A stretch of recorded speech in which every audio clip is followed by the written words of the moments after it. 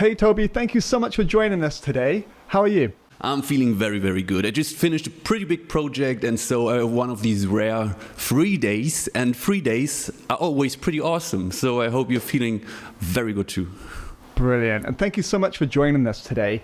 I've got some questions for you, and let's just jump right on in. So what are some of the highlights of being a video game composer? I thought about this question, and it's pretty obvious because I'm allowed to walk into this room every morning, and I'm allowed to compose, to write music, and that's the most awesome thing that I can imagine. But to be a bit more precise, when talking about game music, it's that I'm allowed to look at words that people made up in their mind, characters, stories and stuff, a lot of lore, and I'm allowed to sit down, to look at these ideas, visuals, maybe only a concept, and think about how could this word sound and how could I use music to make this whole experience even more awesome when a few months or years later somebody is sitting there and playing this game. And that's, I love that. Yeah, that's pretty cool. What would you say are some of the biggest challenges in doing this kind of work?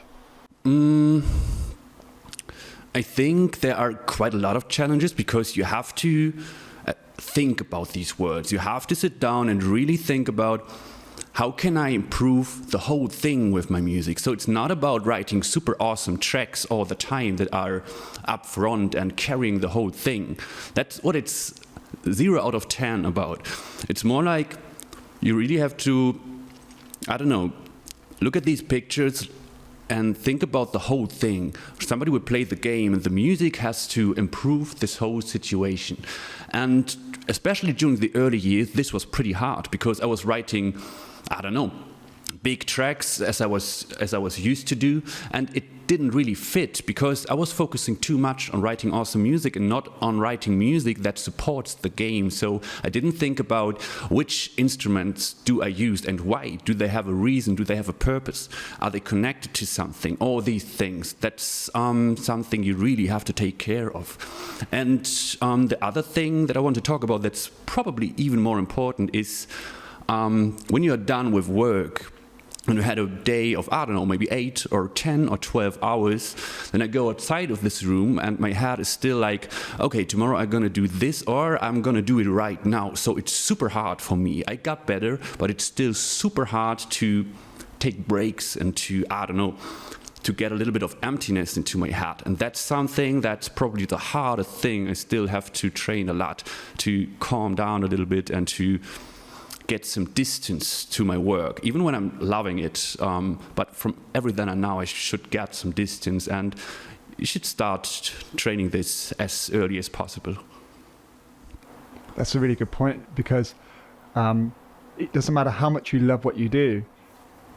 It's very easy to overdo it, and a mental breakdown can happen to anybody. And even if you love what you do, you can go past that line, and then it's very difficult to get back into your groove again. What would you say is would you say that good advice for new composers who just start getting busy? Would you say that it's good advice for them to schedule in time where they work and also schedule in time where they go out for a walk in the woods and just experience nature or something like that?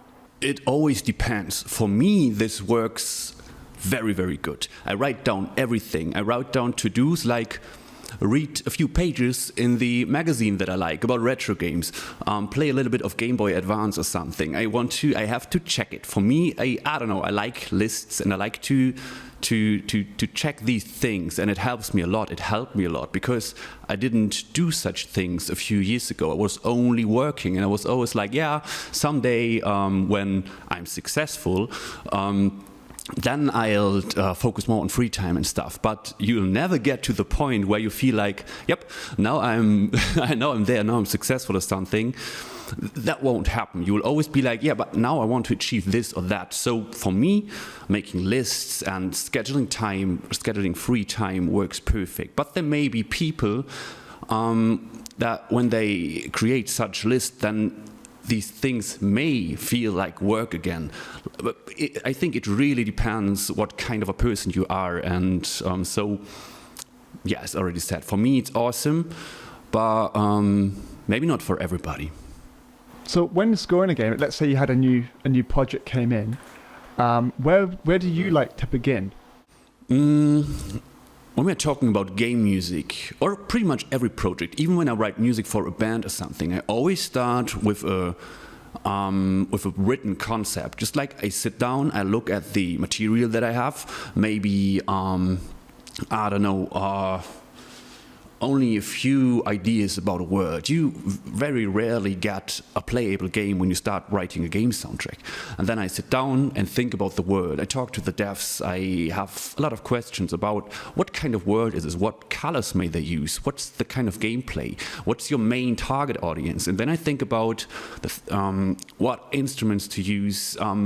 Do we have light motives or something? Are they connected to something? How can we utilize adaptive / interactive or whatever elements, dynamic elements, do we need them? And if yes, does it fit the budget? Does it fit the time, the deadlines and stuff? So I sit down and I write all of these things down.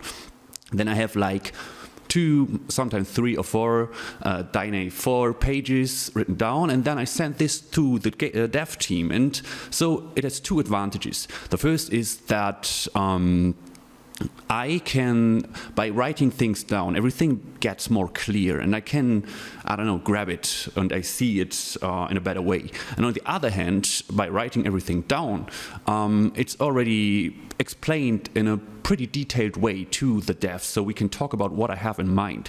And that's what I do first every time, writing things down.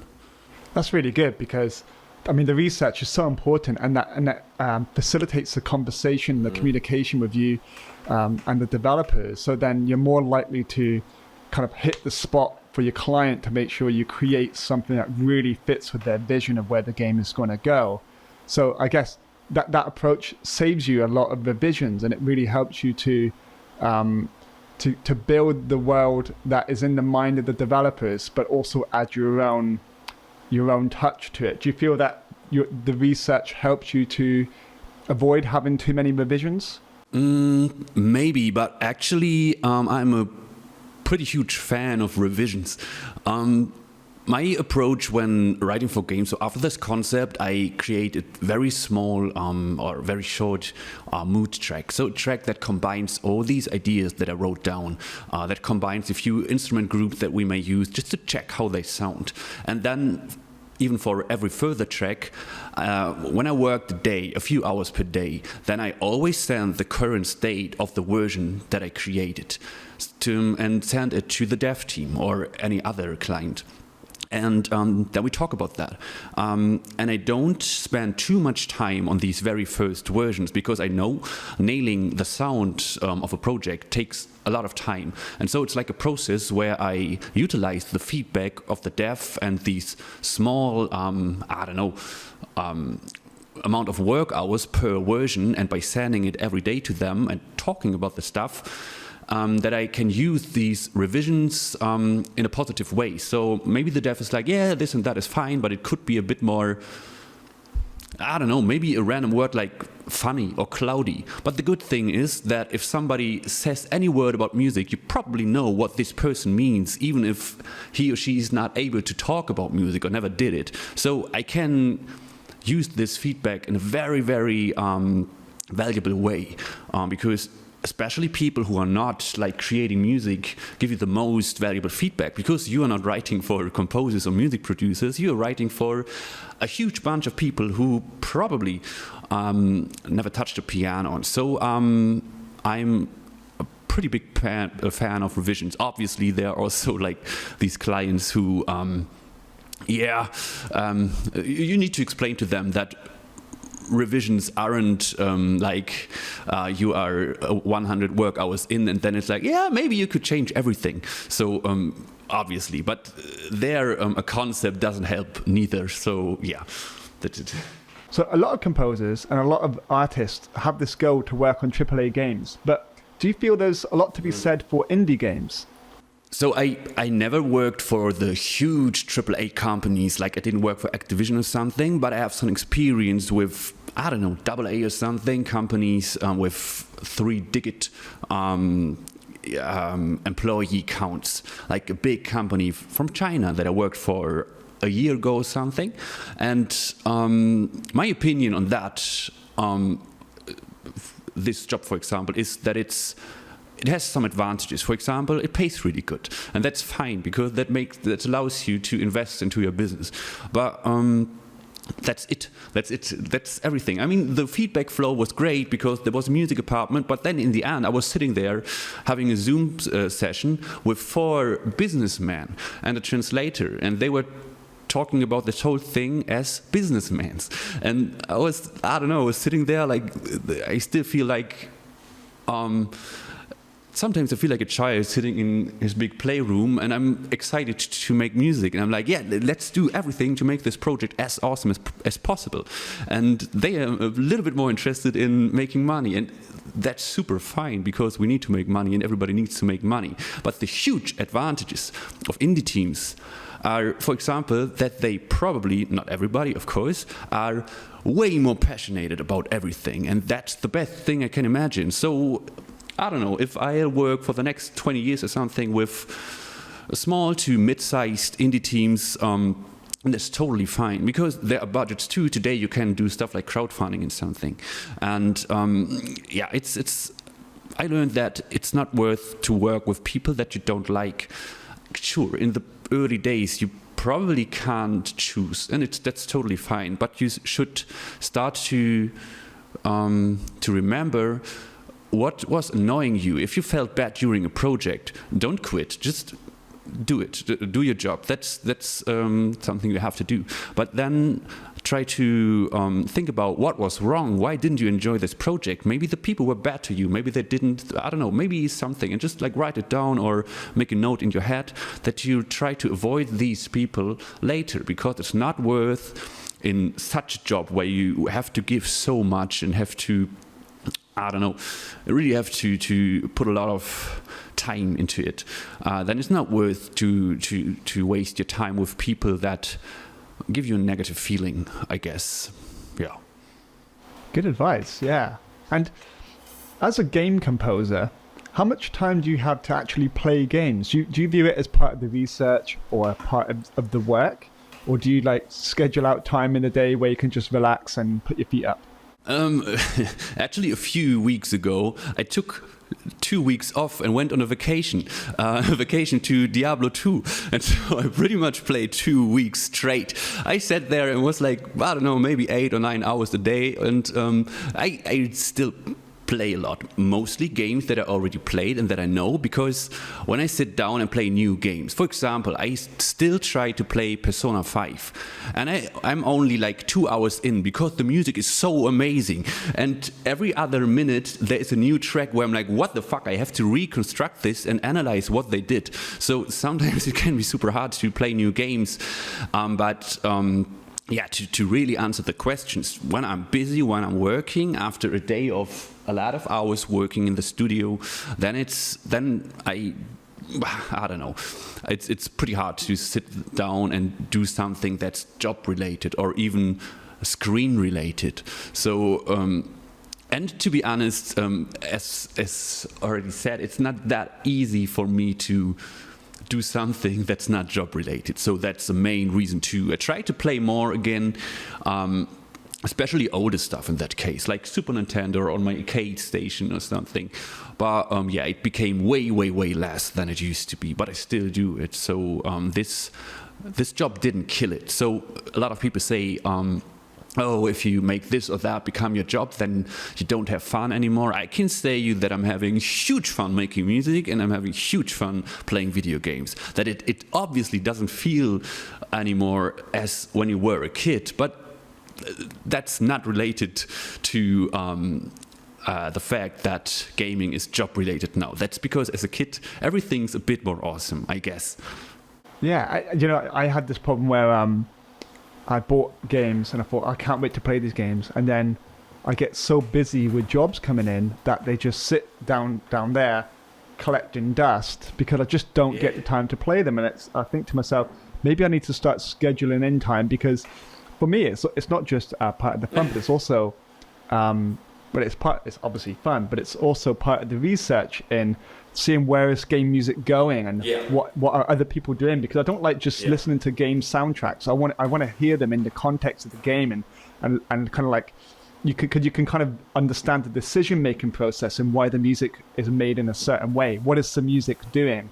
And I find it really difficult to switch off when playing a game because it's educational as well as fun. Dude, and it's so important to get the context. That's what I'm so often talking about. It's not worth it if you simply listen to the soundtrack and listen to the music, because you always have to check out the context. So when I was younger, I analyzed and reconstructed a lot of dozens of games, but always I played them and I took notes, I reconstructed something, and I tried to understand when they use music, why they use music and stuff. And so sure, playing games is a lot of research, and that's why I said that it's hard for me to play games that I don't know yet, because then there is this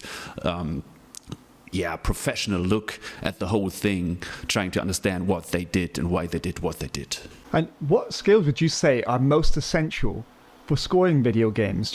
Would you say it's knowing your DAW, understanding the VSTs that you have, or would you say it's more related to theory knowledge? What do you feel, and what's an important skill that you have that you utilize a lot? So being able to utilize VSTs to create music is pretty much a must-have. So that's something that you have to train anyway, and it's totally worth it to train it in as many ways as possible. Write for bands, write for rappers, wrote for books, for films and everything. But the most important thing is to understand game music and to participate in projects. I participate in a lot of student projects, no budget projects, super low budget projects, and that's what I had to do, because during the first projects I studied a lot, I read a lot about game music and I reconstructed all these things. But during my first projects I noticed that I know nothing. It's like I really wasn't able to do anything, and that's a big misunderstanding, because I think a lot of people are annoying game devs with like, yeah, I'm a game composer, but they wrote a cool track or covered something from another game, but that's not being a game composer. It's really like to understand how game music works, especially because of this whole adaptive dynamic factor. And beside that, there's so many things like mood technique, color locale, and all these things that you can do and that you should do if you want to get as much as possible out of this awesome medium. Otherwise, these devs could also simply go for some music libraries, because then there's no difference. Sure, there still is a difference, but the big USP is that luckily AI and stuff, or these big libraries, aren't as good in understanding the big concept of a game yet and how to utilize all these techniques that you may use. So to summarize this, participating in student projects, no budget projects and stuff, and just getting some experience is what was most valuable for me. A lot of composers that I know suffer from procrastination, and I'm a big believer that in order to get motivated we need to be inspired, because when we hear something or see something that inspires us, that's where we get our motivation. We hear something that makes us, we love it. We want to go away and recreate that sound, or motivates us to make something amazing too. What do you do for inspiration? What do you listen to? What do you read? What is it that you go to when you want to fill up your inspiration tank, as it were? I answered this question before, and my answer, yeah, it is. And I always feel a bit weird when I'm answering it, because I think that I still only need to sit down in front of this place or a piano or a guitar, and I kind of get inspired. And it sounds a little bit weird, as I already said, because it's like, yeah, I don't need any further inspiration, but you have inspiration the whole day. I watch movies, I play games, so probably that's something that's inspiring me the whole day in a passive way. And on the other hand, when I'm running around, I'm not in my studio, I still have, I don't know, music going on in my head pretty much all of the time. I'm thinking about things and I think about melodies, and it's, maybe I'm lucky in this case, I feel pretty inspired pretty much every day, and I just sit down and then I enjoy making something. Maybe I pick a random VST. That's something I do pretty often. A random VST, a random preset. In that case, presets are awesome. And then I just, I don't know, 2 other random presets, and then I try to create something with these 3 presets. It will probably sound bad, but I don't know, maybe not, and I'm having some fun.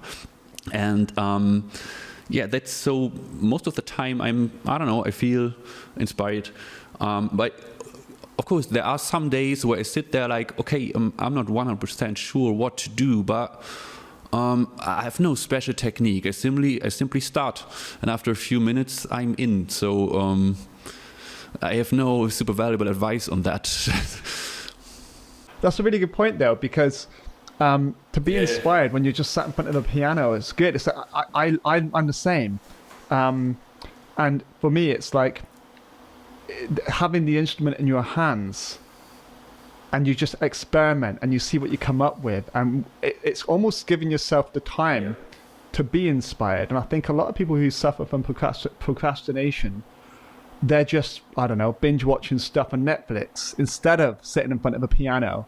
Because if you sit yourself in front of a piano or a guitar and you don't allow any distractions, you will find stuff that is cool. Even if you can't play the instrument, you can still find a melody.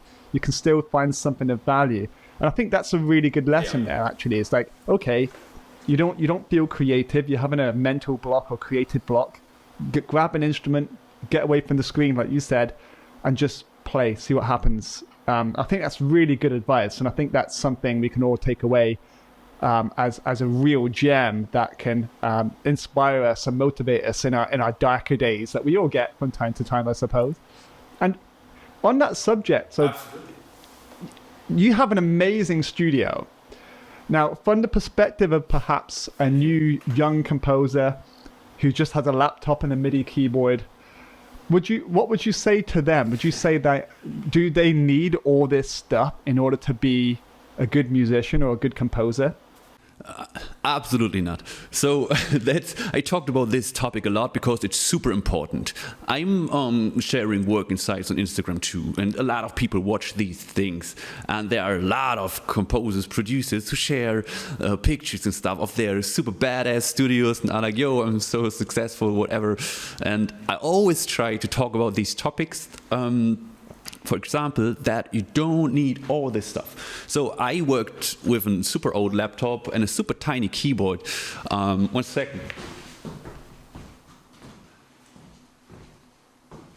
With this super tiny keyboard, just like the cheapest arcade you can get, and it was awesome. It worked. And the first weeks I worked with the keys and used it as a keyboard, and it was great. And the thing is, today you can simply download a DAW of your choice. It doesn't really matter, to be honest, and you can make music. You can begin doing stuff. There are a lot of vendors who offer freebies or I don't know, test versions and stuff, and these things are great. And it's super awesome to sit in a room, especially when you're working a lot of hours, that makes you feel comfy, because that's super important for being creative. But when I only had my laptop, I tried to make the room look pretty too. So I don't know, I put the candle over there or whatever, I don't know.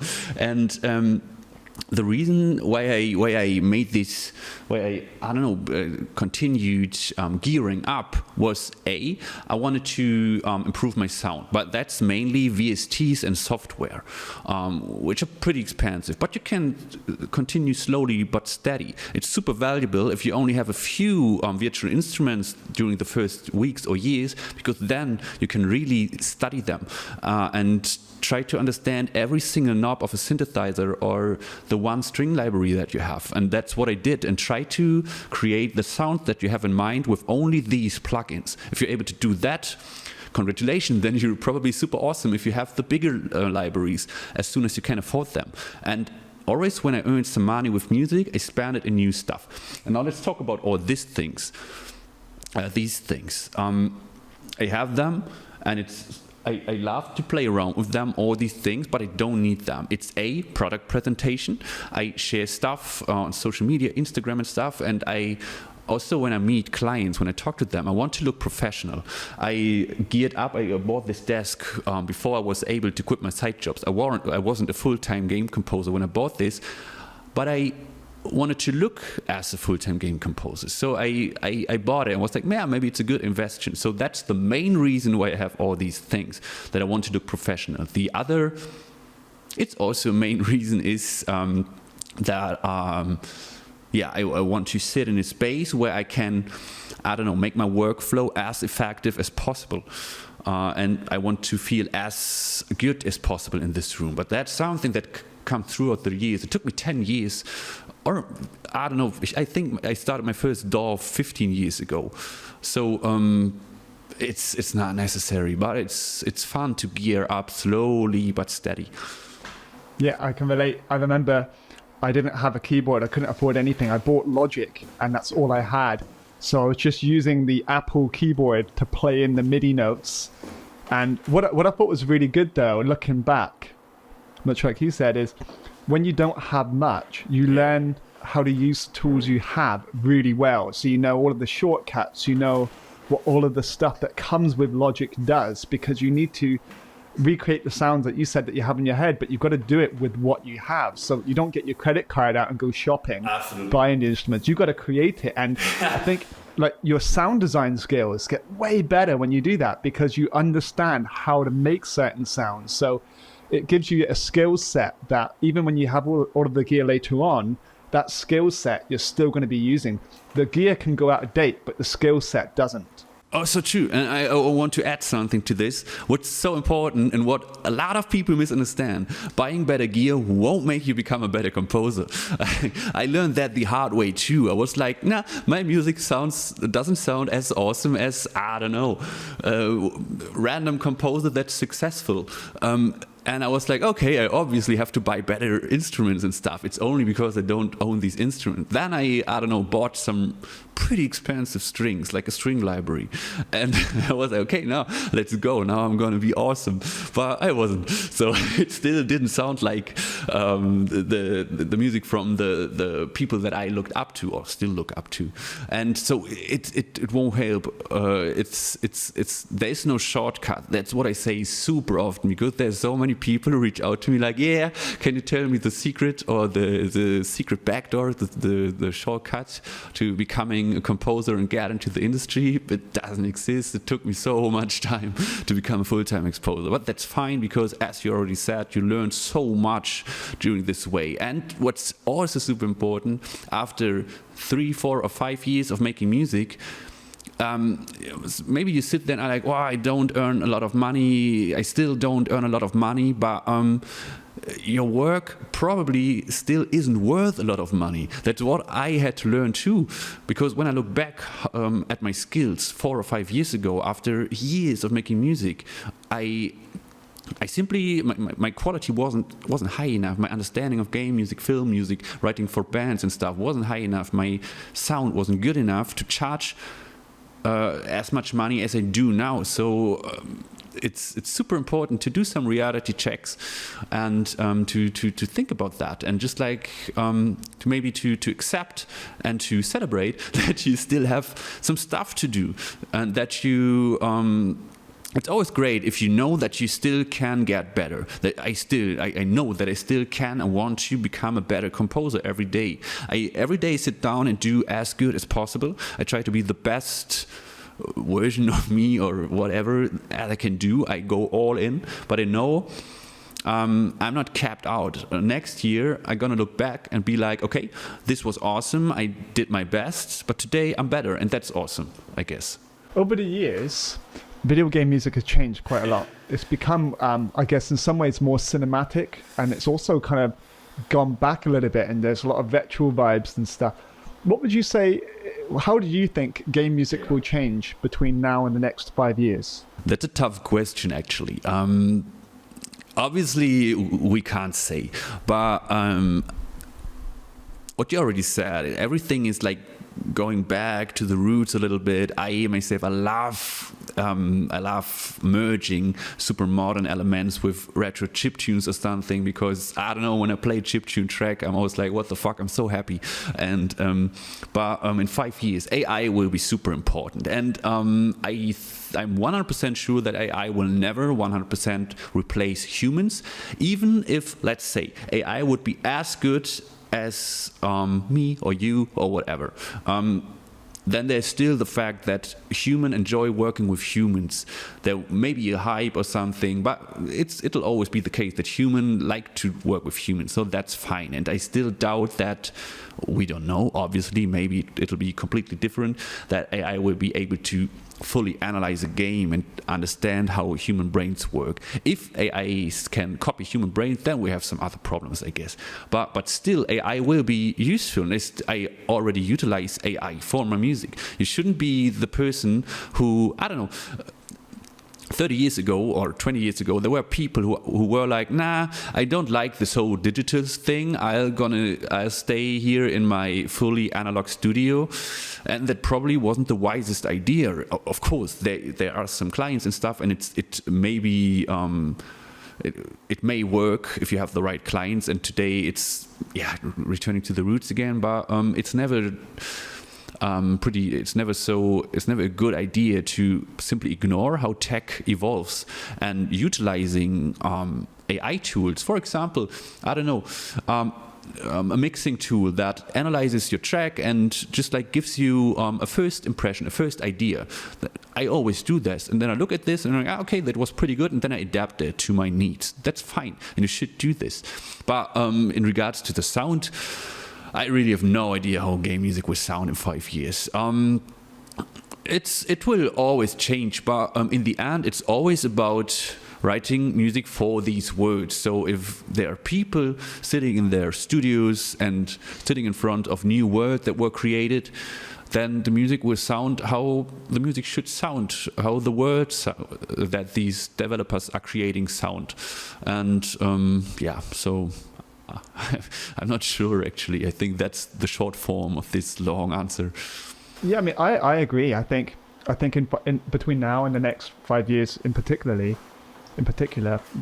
technology is going to be the big thing for composers. I think the AI thing and like the automation of like mixing, for example, with like what Isotope does, or the AI tech in the quad cortex by Neural DSP, where we can recreate pretty much identically the analog sounds but in digital form, and also the orchestral stuff that we're seeing coming through now as well. I think these things will make our job easier, but with the new technology, it also provides new opportunities where you have to figure out how you're going to use that technology to help to find what you want it to do. And I think, like you said, people love working with people, and I think these tools will just be will help us to facilitate that more, if that makes sense. So they will allow us to work together more seamlessly. For example, if I created a sound and I recorded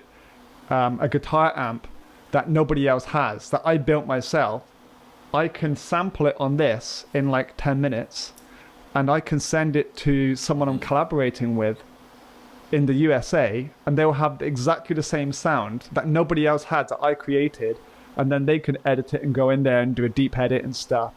And I think it will open up collaboration more and more and more. So I'm curious how AI will affect that. But at the same time, the thing that I'm most excited about is how we utilize AI in this way. Like when we think of the tools that we use every day now, sample libraries. Like if you have a brass sample library, you can bounce out the audio. But then what you do with it, you add saturation. You can reverse it. You can put a trance gate on it or whatever. Break all of the rules and create a new sound. And I think in a way AI is going to be like that. It's like, okay, you have this new thing. What are you going to do with it? And then we'll use it in a way where not supposed to make new discoveries. So I'm very curious to hear what you do with it, because you have a very unique. Your USP is you have a very unique sound, Like I know when I've heard something that you've written, it's instant. And I can't even explain what it is. But I guess if I was forced to explain, how would I summarize what your sound is? I would say it's like futuristic, kind of cyberpunk. At the same time, you also have this, how would you say it? You also have this band quality to your stuff as well. It's quite catchy. And then you have the other side where you do a lot of more old school, retro, heartwarming stuff that I often associate with mobile games. And I'm really curious how when this new technology is developing over the next few years, how you will use it. And what would you like to see to make your job easier in terms of development in the technology world as a composer? First, thank you for the kind words. And I share all your thoughts so much, not about my music, but what you said before. So I think what I'm most excited for is pretty much the same thing you said, to let AI do its things, whatever it may be, as you already said. Maybe just like make this sound the way I record a piano, and then I am like, yo, just do something with it. And then you get this factor of randomness. And randomness is always super valuable. I love it. I love to just throw a few effects on organic instruments, or natural instruments, and make them and destroy them, and then rebuild them and make them sound different. Just like, it's so much fun, and that's a lot of randomness. There are a few situations, or pretty much situations, where I have a very specific sound in mind, and then I can build it from scratch, and that's what I enjoy doing.